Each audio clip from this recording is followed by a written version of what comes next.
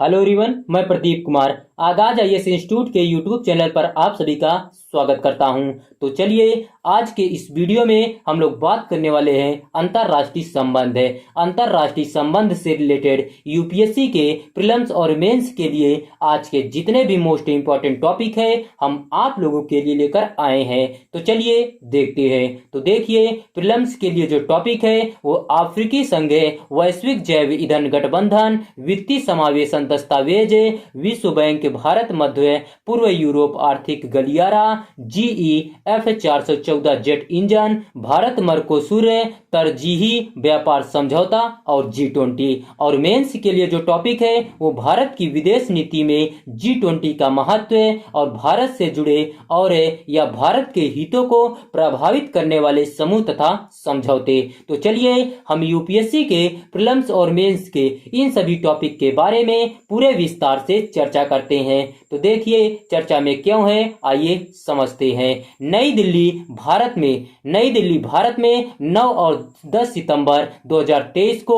18वें G20 शिखर सम्मेलन का आयोजन किया गया। यह पहला शिखर सम्मेलन था जब भारत ने G20 देशों के शिखर सम्मेलन की मेजबानी की। इस शिखर सम्मेलन का विषय वसुधैव कुटुंबकम था, जिसका अर्थ है विश्व एक परिवार है। G20 देशों की नई दिल्ली घोषणा में रूस यूक्रेन तनाव से लेकर धारणीय विकास, खाद्य सुरक्षा और वैश्विक जैव ईंधन गठबंधन शुरू करने जैसे विविध वैश्विक मुद्दों पर सर्वसम्मत सहमति बनी। तो चलिए अब हम लोग जान लेते हैं 18वें G20 शिखर सम्मेलन के प्रमुख निष्कर्ष कौन कौन से हैं। आइए देख लेते हैं। सबसे पहले हम लोग अफ्रीकी संघ को स्वीकृति के बारे में जान लेते हैं, क्योंकि अब G20 G21 बन चुका है।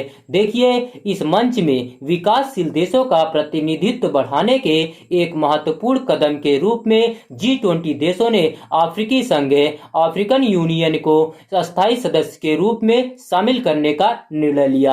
अब चलिए हम लोग अफ्रीकी संघ को G20 में शामिल किए जाने का प्रभाव के बारे में जानते हैं। तो देखिए, G20 में AU की सदस्यता वैश्विक व्यापार, वित्त और निवेश को नई दिशा देने का अवसर प्रदान करती है तथा G20 के भीतर ग्लोबल साउथ के प्रतिनिधित्व में वृद्धि करने में अहम भूमिका अदा करेगी। इससे G20 के भीतर अफ्रीकी संघ के हितों और दृष्टिकोणों पर विचार करना और उन पर ध्यान देना संभव हो सकेगा। तो चलिए अब हम लोग जान लेते हैं वैश्विक जैव ईंधन का गठबंधन। आइए इसके बारे में जानते हैं।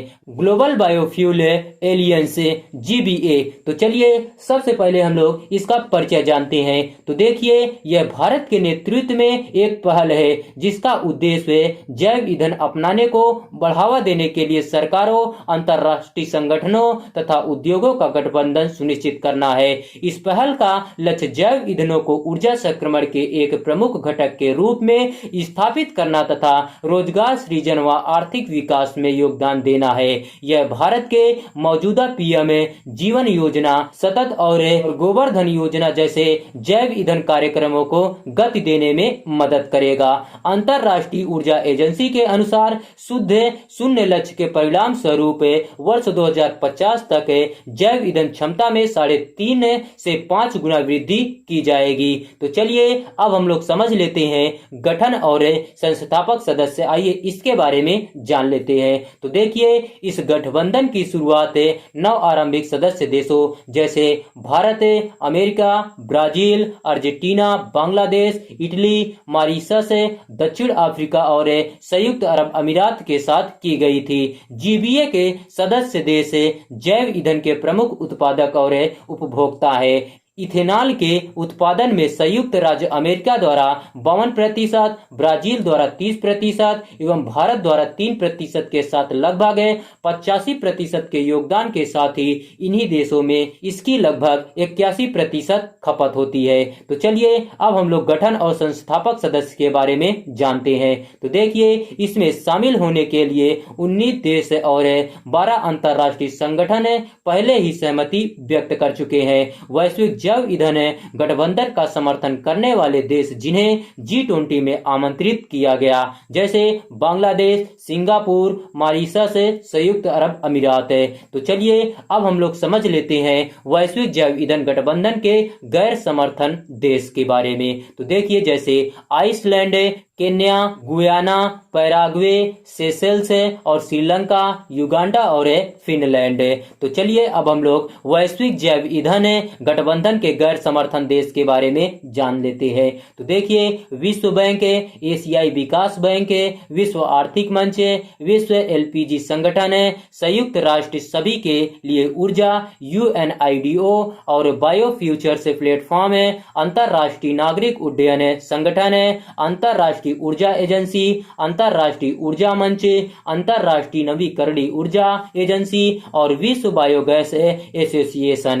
तो चलिए अब हम लोग भारत मध्य पूर्व यूरोप आर्थिक गलियारा IMEC के बारे में जान लेते हैं। तो देखिए, भारत मध्य पूर्व यूरोप आर्थिक गलियारा IMEC की स्थापना के लिए भारत, अमेरिका, सऊदी अरब, यूरोपीय संघ, संयुक्त अरब अमीरात, फ्रांस, जर्मनी और इटली की सरकारों के बीच एक समझौता ज्ञापन पर हस्ताक्षर किए गए। IMEC वैश्विक अवसंरचना और निवेश के लिए साझेदारी, partnership for global infrastructure investment PGII नामक एक व्यापक पहल का हिस्सा है। PGII को सबसे पहले जून 2021 में ब्रिटेन में आयोजित G7 शिखर सम्मेलन के दौरान पेश किया गया था। इसका लक्ष्य सार्वजनिक और निजी निवेश के संयोजन के माध्यम से विकासशील देशों में बुनियादी ढांचा परियोजनाओं को वित्त पोषित करना है। IMEC भारत, मध्य पूर्व और यूरोप को जोड़ने वाली एक महत्वपूर्ण बुनियादी ढांचा परियोजना है। इस परियोजना का लक्ष्य रेलवे और समुद्री मार्गों सहित परिवहन गलियारों का एक नेटवर्क स्थापित करना है। इसे चीन के belt and road initiative BRI की प्रतिक्रिया के रूप में देखा जाता है। यह एक वैकल्पिक बुनियादी ढांचा नेटवर्क प्रदान करता है। तो चलिए अब हम लोग वित्तीय समावेशन दस्तावेज के लिए G20 ग्लोबल पार्टनरशिप के बारे में जानते हैं। तो देखिए, विश्व बैंक द्वारा तैयार वित्तीय समावेशन दस्तावेज के लिए G20 ग्लोबल पार्टनरशिप के ने केंद्र सरकार के तहत पिछले एक दशक में भारत के डिजिटल पब्लिक इंफ्रास्ट्रक्चर DPI के परिवर्तनकारी प्रभाव की सराहना की है। यह दस्तावेज निम्नलिखित पहलों पर बल देता है जिन्होंने DPI परिदृश्य को आकार देने में बड़ी भूमिका निभाई है। तो चलिए अब हम लोग तीव्र वित्तीय समावेशन के बारे में जानते हैं। तो देखिए, भारत के DPI दृष्टिकोण ने केवल 6 वर्षों में 47 वर्षों की वित्तीय समावेशन प्रगति हासिल की। जनधन, आधार मोबाइल, GAM ट्रिनिटी की सहायता से वित्तीय समावेशन दर को वर्ष 2008 में 25% से बढ़ाकर 80% से अधिक किया गया। विभिन्न विनियामक ढांचे, राष्ट्रीय नीतियों और आधार आधारित सत्यापन ने DPI की स्थापना में अहम योगदान दिया। तो चलिए अब हम लोग प्रधानमंत्री जन धन योजना PMJDY की सफलता के बारे में जान लेते हैं। तो देखिए, PMJDY खातों की संख्या 147.2 मिलियन मार्च 2015 से 3 गुना बढ़कर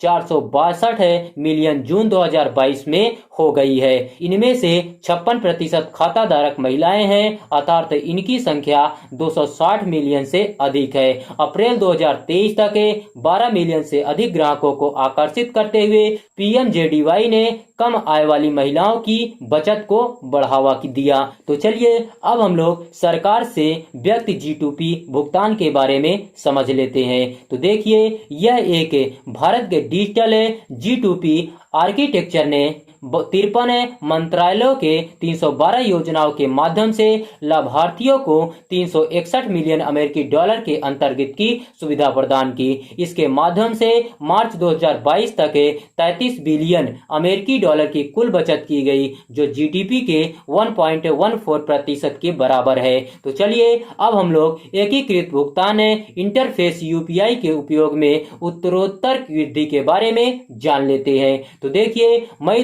2023 में 9.41 बिलियन से अधिक यूपीआई लेन देन हुए, जिनकी कीमत 14.89 ट्रिलियन रुपए थी। वित्त वर्ष 2022-23 में यूपीआई लेन देन भारत की नॉमिनल जीडीपी के 50% के करीब पहुंच गया। तो चलिए निजी क्षेत्र की दक्षता के बारे में जानते हैं। तो देखिए, डीपीआई ने जटिलता, लागत और समय को कम करते हुए निजी संगठनों के संचालन को सुव्यवस्थित किया। कुछ एनबीएफसीएस ने 8% अधिक एसएमई ऋण रूपांतरण दर, मूल्यवान लागत में 65% बचत और धोखाधड़ी का पता लगाने में 66% लागत की कमी हासिल की।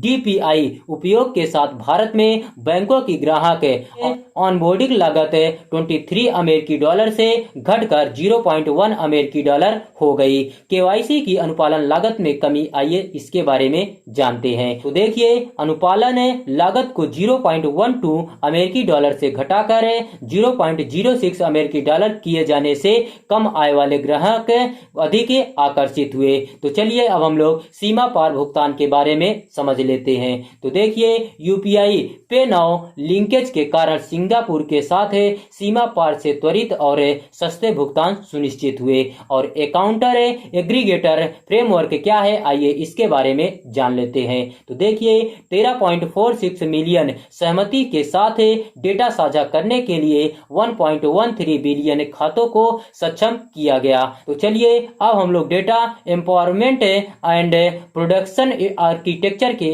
बारे में जानते हैं। तो देखिए, यह व्यक्तियों को उनके डेटा पर नियंत्रित प्रदान करता है, नवाचार और प्रतिस्पर्धा को बढ़ावा देता है। तो चलिए अब हम लोग G20 शिखर सम्मेलन 2023 की अन्य मुख्य विशेषताएं के बारे में समझ लेते हैं। सबसे पहले हम लोग वर्ष 2030 तक वैश्विक नवीकरणीय ऊर्जा क्षमता को 3 गुना करना, आइए इसके बारे में जानते हैं। तो देखिए, G20 देशों ने वर्ष 2030 तक वैश्विक नवीकरणीय ऊर्जा क्षमता को 3 गुना करने की दिशा में काम करने का वादा किया है। अंतर्राष्ट्रीय ऊर्जा एजेंसी IEA के एक आकलन के अनुसार यदि इस लक्ष्य को पूरा किया जाता है तो वर्ष 2030 तक 7 अरब टन कार्बन डाइऑक्साइड उत्सर्जन से बचा जा सकता है। यह ग्लोबल वार्मिंग को 1.5 डिग्री सेल्सियस तक सीमित करने के वैश्विक प्रयासों के अनुरूप है। यह जीवाश्म ईंधन से स्वच्छ ऊर्जा विकल्पों की ओर एक महत्वपूर्ण संक्रमण का प्रतिनिधित्व करता है। यह घोषणा स्वीकार करती है कि वर्तमान जलवायु कार्रवाई अपर्याप्त है और पेरिस समझौते के उद्देश्यों को प्राप्त करने के लिए खरबों डॉलर के वित्तीय परिव्यय की आवश्यकता पर प्रकाश डालती है। निर्दिष्ट पैमाने पर नवीकरणीय ऊर्जा क्षमता का विस्तार करने से वर्ष 2023 और वर्ष 2030 के बीच लगभग 7 बिलियन टन CO2 उत्सर्जन से बचा जा सकता है। तो चलिए अब हम लोग वैश्विक खाद्य सुरक्षा और पोषण के प्रति प्रतिबद्धता के बारे में समझते हैं। तो देखिए, G20 ने नेतृत्वकर्ता खाद्य और ऊर्जा के कीमतों सहित बढ़ती कमोडिटी कीमतों को जीवन यापन के दबाव में योगदान करते हैं का समाधान करने के महत्व को समझते हैं। वैश्विक चुनौतियां कमजोर समूहों और विशेषकर महिलाओं और बच्चों को प्रतिकूल रूप से प्रभावित करती है, इसलिए उनका लक्ष्य भूखमरी और कुपोषण का उन्मूलन करना है। G20 घोषणा पत्र में मानवीय पीड़ा और यूक्रेन युद्ध के चलते वैश्विक खाद्य एवं ऊर्जा सुरक्षा, आपूर्ति श्रृंखला, मुद्रास्फीति तथा आर्थिक स्थिरता पर पड़ने वाले प्रभावों पर प्रकाश डाला गया। तो चलिए, G20 देशों ने ब्लैक सी ग्रेन पहल के समयबद्ध और पूर्ण कार्यान्वयन का आह्वान किया।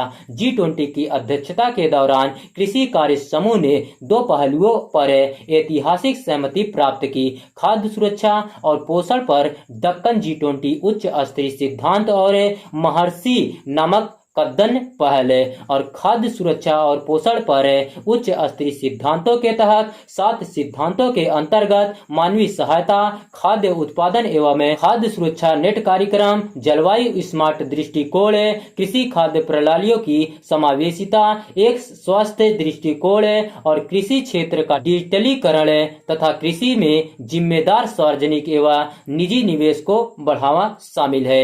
महर्षि कदन महर्षि कदन्य और अन्य प्राचीन अनाज पर अंतर्राष्ट्रीय अनुसंधान पहल का उद्देश्य अंतर्राष्ट्रीय कदन्य वर्ष 2023 और उसके बाद के वर्षों के दौरान अनुसंधान सहयोग को बढ़ाना तथा कदन्य एवं अन्य प्राचीन अनाज के विषय में जागरूकता उत्पन्न करना है। G20 कृषि, खाद्य और उर्वरक में पारदर्शी, निष्पक्ष और नियम आधारित व्यापार को बढ़ावा देने के लिए प्रतिबद्ध है। उन्होंने निर्यात प्रतिबंध नहीं लगाने, बाजार की विकृतियों को कम करने और WTO नियमों के साथ तालमेल बिठाने की प्रतिज्ञा की।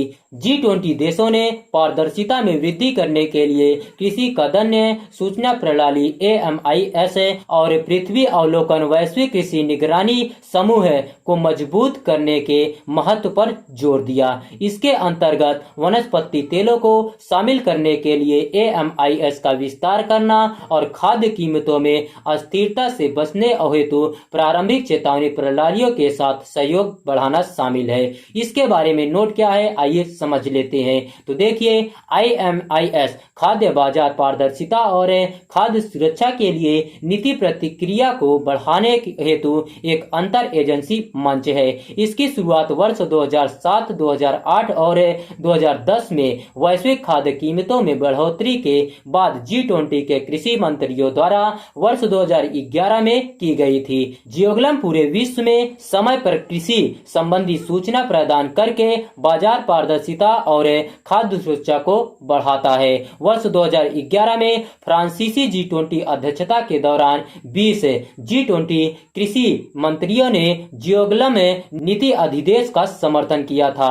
तो चलिए अब हम लोग छोटे हथियार और आतंकवादियों के सुरक्षित ठिकाने के बारे में जान लेते हैं। तो देखिए, वर्ष 2023 की नई दिल्ली घोषणा पिछली G20 घोषणाओं विशेष रूप से वर्ष 2015 के तुर्की घोषणा पर आधारित है, जिसमें आतंकवाद की कड़ी निंदा की गई थी। वर्ष 2022 के G20 वाली नेतृत्वकर्ताओं की घोषणा, जो मुख्य रूप से आतंकवाद के वित्त पोषण और वित्तीय कार्रवाई कार्यबल FATF को मजबूत करने पर केंद्रित थी, के विपरीत नई दिल्ली घोषणा में आतंकवाद से संबंधित विभिन्न चिंताएं शामिल है। नई दिल्ली घोषणा में G20 देशों ने स्पष्ट रूप से आतंकवाद के सभी रूपों और अभिव्यक्तियों की निंदा की है। यह घोषणा पत्र वैश्विक परिसंपत्ति पुनर्प्राप्ति नेटवर्क को बढ़ाने और आपराधिक गतिविधियों से अर्जित धन की रिकवरी के लिए FATF के प्रयासों का समर्थन करता है।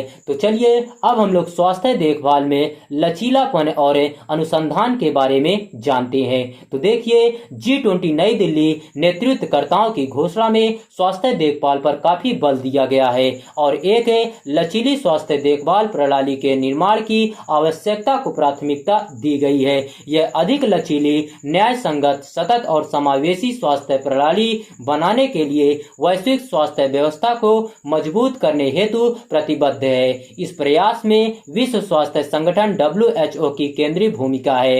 इसका लक्ष्य आगामी 2 से 3 वर्षों के अंदर प्राथमिकता स्वास्थ्य देखभाल, स्वास्थ्य क्षेत्र में कार्यबल और आवश्यक स्वास्थ्य सेवाओं को महामारी से पहले के स्तर से बेहतर स्तर तक बढ़ाना है। तपेदिक और AIDS जैसी मौजूदा महामारियों का समाधान करने के अतिरिक्त G20 विस्तारित कोविड पर शोध के महत्व को रेखांकित करता है। भारत की G20 अध्यक्षता ने आधुनिक चिकित्सा के साथ साक्ष्य आधारित पारंपरिक चिकित्सा पद्धतियों के एकीकरण पर भी जोर दिया।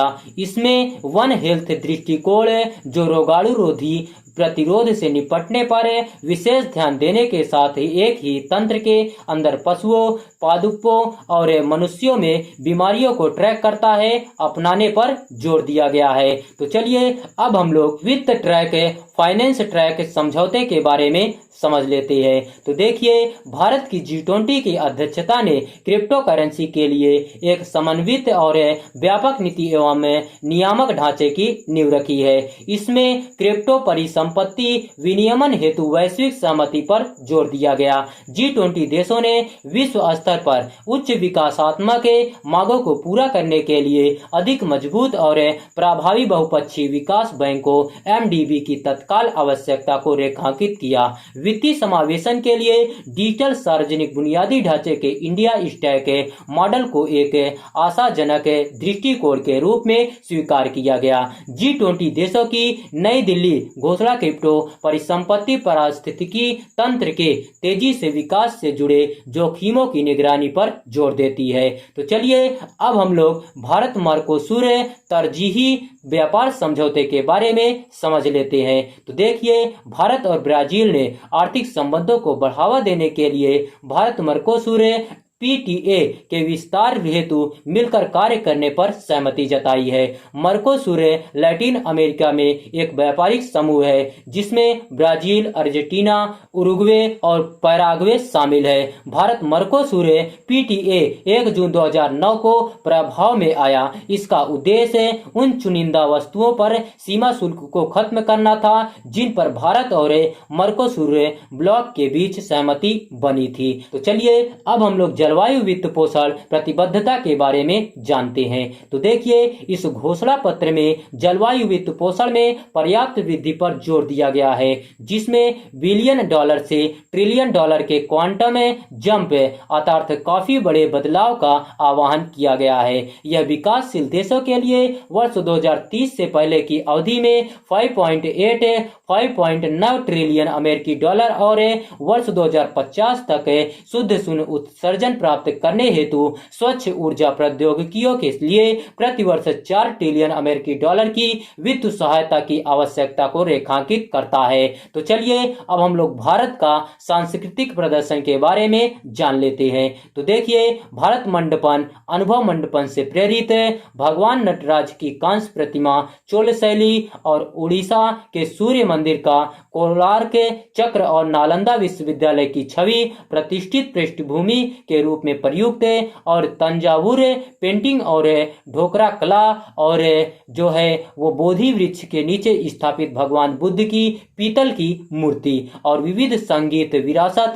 हिंदुस्तानी लोक संगीत, कर्नाटक और भक्ति। तो चलिए अब हम लोग G20 शिखर सम्मेलन 2023 में नवीनतम भारत अमेरिका सहयोग के बारे में जान लेते हैं। तो देखिए, लचीली सेमीकंडक्टर आपूर्ति श्रृंखला और दूरसंचार बुनियादी ढांचे पर ध्यान केंद्रित करते हुए भारत और संयुक्त राज्य अमेरिका अपनी प्रौद्योगिकी साझेदारी को मजबूत कर रहे हैं। भारत चीनी दूरसंचार उपकरणों के उपयोग को कम करने की प्रक्रिया के साथ तालमेल बिठाने हुए अमेरिका के rip and replace pilot project का समर्थन करता है। भारत और अमेरिका ने अंतरिक्ष एवं कृत्रिम बुद्धिमत्ता AI जैसे नए तथा उभरते क्षेत्र में विस्तारित सहयोग के माध्यम से भारत अमेरिका प्रमुख रक्षा साझेदारी को मजबूत और विविधतापूर्ण बनाने की अपनी प्रतिबद्धता की पुष्टि की।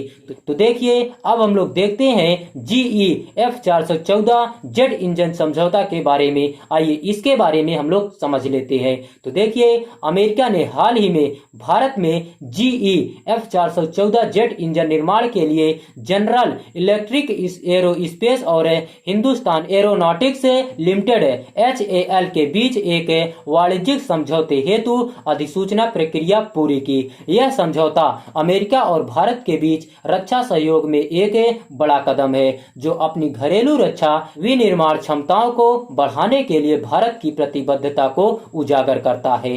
तो देखिए, आज का वीडियो यहीं पर समाप्त होता है। तो देखिए, अगर आप लोगों को इसका PDF चाहिए तो इसका PDF हम आप लोगों को टेलीग्राम चैनल पर दे देंगे। टेलीग्राम चैनल का नाम है आगाज IAS इंस्टीट्यूट और टेलीग्राम चैनल का लिंक हम इस वीडियो के डिस्क्रिप्शन में भी दे देंगे। आप यहां से भी जाकर टेलीग्राम चैनल को ज्वाइन कर सकते हैं और PDF डाउनलोड कर सकते हैं। तो चलिए अब हम लोग मिलते हैं नेक्स्ट वीडियो में। धन्यवाद।